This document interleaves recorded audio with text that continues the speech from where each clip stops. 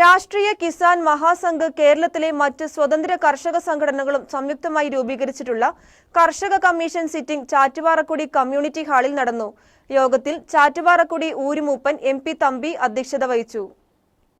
രാഷ്ട്രീയ കിസാൻ മഹാസംഘ്, കേരളത്തിലെ മറ്റു സ്വതന്ത്ര കർഷക സംഘടനകൾ എന്നിവർ സംയുക്തമായി രൂപീകരിച്ചിട്ടുള്ള കർഷക കമ്മീഷൻ സിറ്റിംഗ് ആണ് ചാറ്റുപാറക്കുടി ഊരുമൂപ്പൻ MP തമ്പിയുടെ അധ്യക്ഷതയിൽ ചാറ്റുപാറക്കുടി കമ്മ്യൂണിറ്റി ഹാളിൽ നടന്നത്.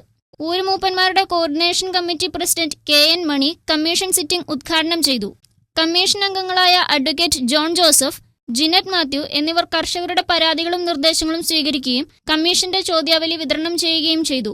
വിളവിന്റെ വിലത്തകർച്ച തുടങ്ങിയ കാർഷിക പ്രശ്നങ്ങളോടൊപ്പം ആദിവാസി മേഖല നേരിടുന്ന വന്യജീവി ശല്യവും വനപാലകരുടെ അതിക്രമങ്ങളും യോഗത്തിൽ ചർച്ച ചെയ്യപ്പെട്ടു.